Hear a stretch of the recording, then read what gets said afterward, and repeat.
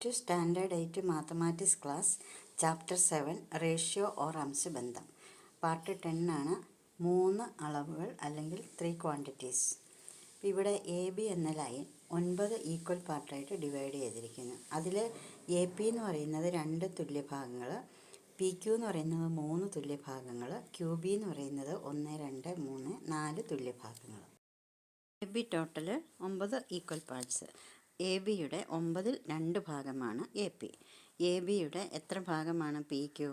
Total 9 ഉണ്ട്. 9-ൽ 4 ഭാഗം. 9-ൽ 4 ഭാഗമാണ് ക്യു ബി.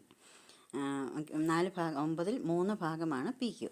അതുപോലെ തന്നെ ക്യു ബി നോക്കിക്കുക, 4 ഈക്വൽ പാർട്സ്. ടോട്ടൽ 9 ഈക്വൽ പാർട്സിൽ 4 ഈക്വൽ പാർട്സാണ് ക്യു ബി. അപ്പോൾ എ ബിയുടെ 9-ൽ 4 ഭാഗമാണ് ക്യു ബി. ഇനി എ പിയും പി ക്യുവും തമ്മിലുള്ള ബന്ധം നോക്കുക. എ പിയേക്കാൾ കൂടുതലാണ് പി ക്യു. എ പിയുടെ 2-ൽ 3 മടങ്ങാണ്. എ പിയുടെ 2-ൽ 3 മടങ്ങാണ് പി ക്യു. അതുപോലെ തന്നെ പി ക്യുവിൻ്റെ തിരിച്ച് എ പി പറയുമ്പോൾ എങ്ങനെ പറയും? എ പിയുടെ പി ക്യുവിൻ്റെ 3, ഇവിടെ 3 ഈക്വൽ പാർട്സ്, 3-ൽ 2 ഭാഗമാണ് എ പി.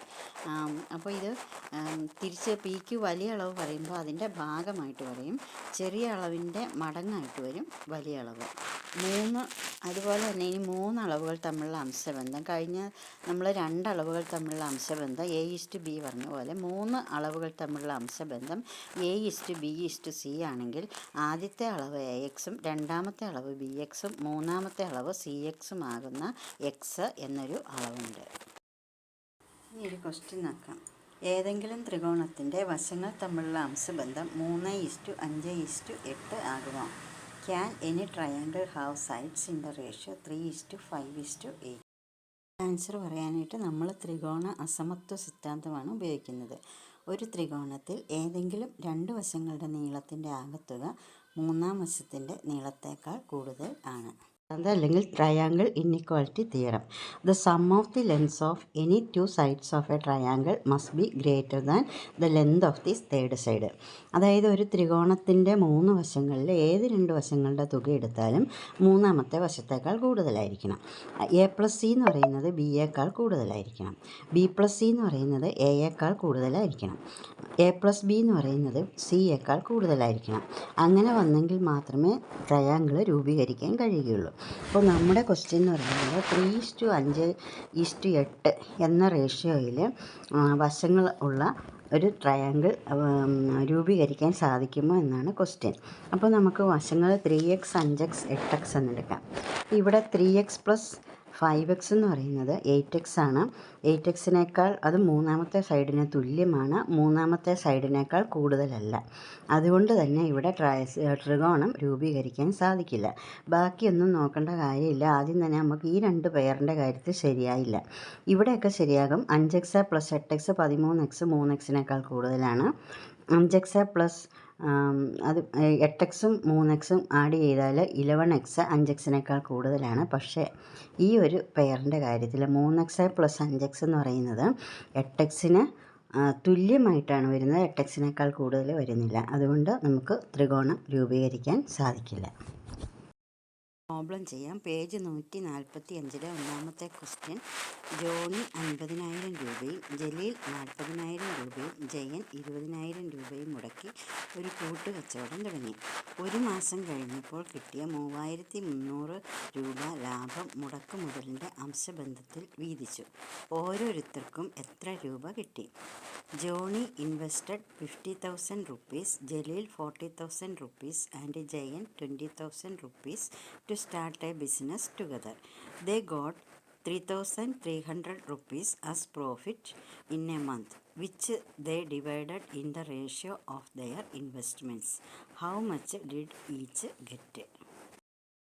ഇപ്പോൾ ഇവിടെ കച്ചവടം തുടങ്ങിയപ്പോൾ 50,000 രൂപ ജോണി മുടക്കി, 40,000 രൂപ ജലീലും മുടക്കി, ജയൻ 20,000 രൂപയും മുടക്കി. അപ്പോൾ ഇവിടെ ലാഭം കിട്ടിയത് 3,300 രൂപയാണ്. ഈ ലാഭം 3 പേരും വീതിച്ചെടുക്കുമ്പോൾ കൂടുതൽ മുടക്കിയ ആളിന് കൂടുതൽ എമൗണ്ട് കിട്ടണം.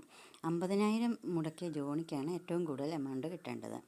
അത് കഴിഞ്ഞ് 40,000 മുടക്കിയ ജലീലിന് 20,000 മുടക്കിയ ജയനാണ് ഏറ്റവും കുറവ് കിട്ടേണ്ടത്. അപ്പോൾ ഇവിടെ നമ്മൾ ഇവരുടെ ഇൻവെസ്റ്റ്മെൻറ്റിൻ്റെ റേഷ്യോ നമുക്കൊന്ന് നോക്കാം. റേഷ്യോ ഓഫ് ദി ഇൻവെസ്റ്റ്മെൻറ്റ് അല്ലെങ്കിൽ ഈ നിക്ഷേപങ്ങളുടെ അംശബന്ധം 50,000:40,000:20,000. എല്ലാത്തിലെയും 0 കളഞ്ഞു കഴിയുമ്പോൾ 5:4:2 എന്ന് കിട്ടും. അപ്പോൾ ഈ റേഷ്യോസിൻ്റെ സം എന്ന് പറയുന്നത് അല്ലെങ്കിൽ അംശബന്ധങ്ങളുടെ തുക 5+4+2 11. ഇതിൽ ഇപ്പോൾ മൊത്തം 11/5 ഭാഗം എത്ര ലാഭം കിട്ടുന്നോ അതിൻ്റെ 11/5 ഭാഗം ആദ്യത്തെ ആൾ, അതായത് ജോണിക്ക് കിട്ടണം. 11/4 ഭാഗം ആർക്ക് കിട്ടണം? ജലീലിന് കിട്ടണം. 11/2 ഭാഗം കിട്ടേണ്ടതാണ് ജയന്. അപ്പോൾ നമുക്ക് നോക്കാം. എമൗണ്ട് ജോണി ഗോട്ട്, ജോണിക്ക് കിട്ടിയ തുക 3,300. ആ ലാഭം 3,300 അതിൻ്റെ 11/5 ഭാഗം ജോണിക്ക് കിട്ടുന്നു. 11 × 3 33. 300 × 5 എന്ന് പറയുമ്പം 1,500 രൂപ ജോണിക്ക് കിട്ടുന്നു. ജലീലിന് കിട്ടുന്നത് 3,300-ൻ്റെ 11/4 ഭാഗമാണ് ജലീലിന് കിട്ടുന്നത്. നേരത്തെ പറഞ്ഞ പോലെ തന്നെ 11, 3, 33. അപ്പം ഇവിടെ 300 × 4 എന്ന് പറയുമ്പം 1,200 രൂപ. ഇനി അടുത്തത് ജയന് കിട്ടുന്നത്. ജയന് എത്ര കിട്ടുക? ജയന് കിട്ടുന്നത് അതിൻ്റെ 11/2 ഭാഗമേ ഉള്ളൂ. അതായത് 300 × 2 എന്ന് പറയുമ്പം 600 രൂപ. ക്വസ്റ്റ്യൻ: 3 ജലസംഭരണികളുടെ ഉള്ളളവ് തമ്മിലുള്ള അംശബന്ധം 2:3:5 ഏറ്റവും ചെറുതിൽ 2,500 ലിറ്റർ വെള്ളം കൊള്ളും. മറ്റ് രണ്ടെണ്ണത്തിൽ എത്ര ലിറ്റർ വീതം വെള്ളം കൊള്ളും? The capacities of 3 water tanks are in the ratio 2:3:5. The smallest of them can hold 2,500 liters. How many liters can the other two holds? ഇവൾ തമ്മിലുള്ള അംശബന്ധം അല്ലെങ്കിൽ റേഷ്യോ ഓഫ് ദി കപ്പാസിറ്റീസ് 2:3:5 അപ്പോൾ കപ്പാസിറ്റീസ് എത്രയൊക്കെ ആയിരിക്കും? 2x, 3x, 5x ആയിരിക്കും. അതിൽ ഏറ്റവും ചെറുത് capacity of the smallest tank അതെത്രയാണ്? 2,500 ലിറ്ററാണ്. അതായത് 2x 2,500 ലിറ്റർ.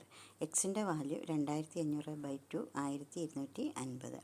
അപ്പോൾ മറ്റ് 2 ടാങ്കുകളിൽ കൊള്ളുന്ന വെള്ളത്തിൻ്റെ അളവ്, അതായത് capacities of the other 2 tanks എന്ന് പറയുന്നത് 3x, 5x.